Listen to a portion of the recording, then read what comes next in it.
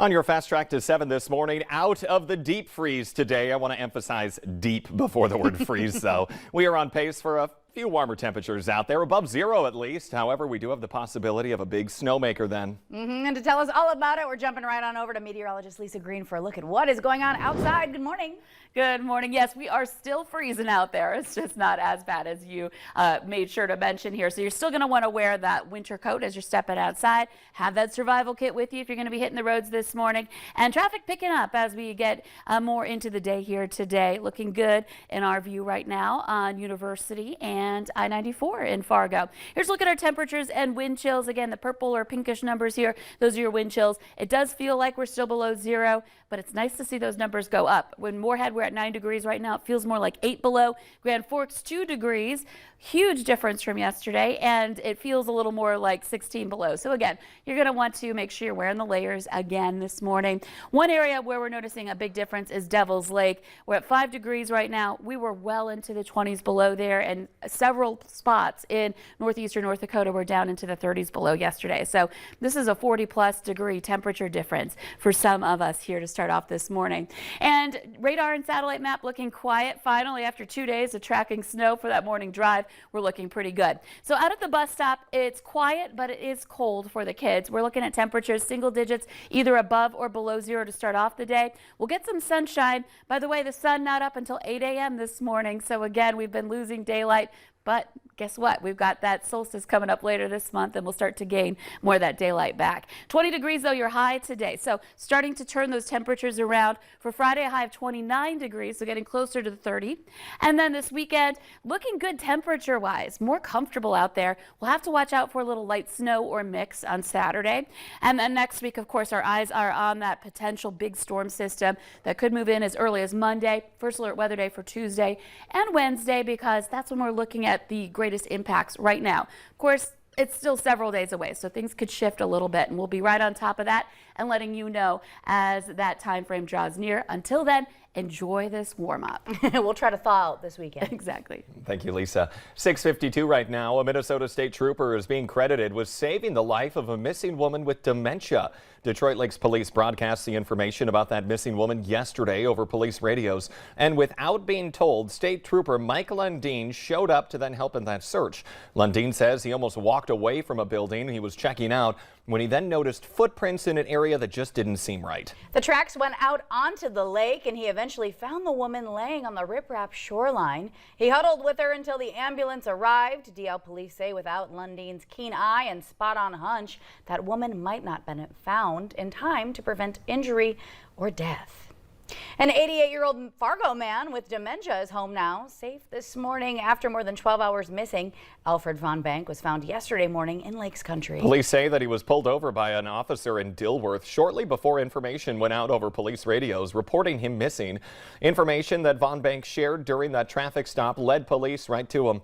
Now, if your loved one goes missing, police say it's important to tell officers about that person's daily routine and also send them a description of what they were last wearing with an updated picture.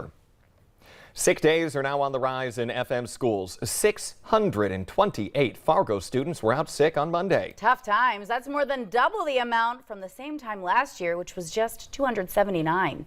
In Moorhead, the number was 620 compared with 450 a year ago, and 372 students were out Monday in West Fargo. Health experts are seeing an influx of kids going to hospitals with respiratory infections like RSV, flu, and COVID-19. While it's not uncommon to see a peak in respiratory infections around this time of year, medical professionals say it is happening much earlier in the season than they're used to. Now, the fact that RSV, influenza, and COVID-19 share similar symptoms is making this season especially tough for parents to treat those kids. Doctors say the only way to tell the difference is through testing, which they do recommend in order to stop your child's virus from getting worse. Now, it's also suggested that you get that flu and COVID-19 booster shot. 9 people now in custody accused in a human smuggling case on the valley's northern border with Canada. They were arrested Friday night near a cemetery in Nitchie, North Dakota. Court documents say they're all from Mexico and they're charged with improper entry into the country. 2 of the men are also charged with conspiracy to transport illegal aliens and re-entry of a removed alien. A North Dakota man is heading to trial for murder in the death of 18-year-old Kayler Ellingson. 41-year-old Shannon Brandt is accused of running over Ellingson after a street dance in McHenry. Brandt says he was threatened by Ellingson, who he believes was part of a Republican extremist group. Brandt entered a not guilty plea yesterday, and the judge reduced his bail by half, down to $500,000. Family members of a man who died in the Cass County Jail are suing in federal court, accusing the county of wrongful death. Sheriff Jesse Johnner, Essentia Health, and some county and hospital employees are included in that lawsuit.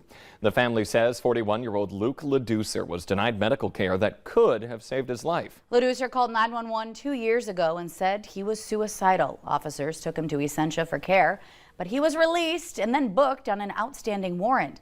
LaDucer bled to death in his jail cell 17 hours after his initial call for help. That family's lawsuit claims the hospital did not check his vital signs or his mental health before clearing him to go to jail. They claim if they had, it would have been clear that he needed serious medical attention. We're waiting for more details today on a deadly house fire in the Northern Valley. It happened early yesterday morning near Thief River Falls. Firefighters were called to that home just south of town. They then found a woman's body inside while they were putting out those flames. Police say tips from the public helped them recover the vehicle of a Moorhead murder victim. They say Recia Colley's SUV was found at Masonite International in Wahpeton by employees. Now, police believe the vehicle may have been taken from the crime scene by the suspect, who is the victim's son, James Colley Jr. Police are still looking for more information from people living in the Wahpeton-Breckenridge area where that suspect was arrested. They're asking you to check your property for anything suspicious left behind by Colley Jr. They're also looking for anyone who may have seen him before or after the crime last Thursday. If you have any information, contact Moorhead PD. The North Dakota governor is proposing the largest budget by any governor in state history, $18.4 billion. It would boost state spending by more than 3%, and it also includes $3 billion in infrastructure funding and increases for workforce development and public employee salaries. Burgum says his idea leverages investments in infrastructure, community, and economic development for the future, and it reduces taxes for workers while tackling North Dakota's workforce challenges. They are in desperate need in Lake Park, Audubon, Minnesota. The school district there needs bus drivers in a big way. They say they had to cancel 2 routes just yesterday, but for them, it's not anything new. Yeah, unfortunately, the district says it has also had to cancel certain extracurricular activities because of the same issue. And when drivers are ill and call out sick, there are no substitutes to fill in. The district says anyone who wants to help will have their training and licensure paid for, plus $27 an hour and a $1,000 sign-on bonus. All right, heads up, traffic alert this morning. Be watching for a lane closure in downtown Fargo. It's being set up on eastbound NP Avenue between Robert Street and Broadway. And crews are putting a large crane in place to finish work on a roof of a building there. That closure is going to be in place until 11 o'clock this morning. Ukrainian President Volodymyr Zelensky is Time Magazine's Person of the Year. The announcement was made yesterday morning on the Today Show. Zelensky and the Ukrainian people will share the honor as the country continues to defend itself from a Russian invasion that military experts thought would end with a Ukrainian defeat in just mere weeks. Yeah, it's always interesting to see who is going to be that person of the year. Many different ones over time. Pope Francis, Elon Musk, Donald Trump has been it as well. So a lot of things that can happen there. Well, an important note of the Valley Today's Person of the Year, Jordan Schreier, you will be off tomorrow, but we are in fact celebrating your birthday today. Yes. I had to sneak in that little happy birthday shot at some point before we got off air this morning. Well, Happy thank birthday. you. Yes, Ashlyn and Lisa were very nice. They brought in some donuts for me this morning. So if I seem a little sluggish, it's just that sugar working through my body. Just down here. it with some coffee. It's the perfect way to celebrate. Yeah, we all love it. Well, thank you very much. You're so Appreciate welcome. And look, even the moon showed out just in time. Oh, look at that. Yeah, full moon. Well, thank you for joining us here this morning. The Today Show and CBS Mornings just about to start, but the Valley Today rolls on. Take care, everybody. See you next time. Happy Thursday.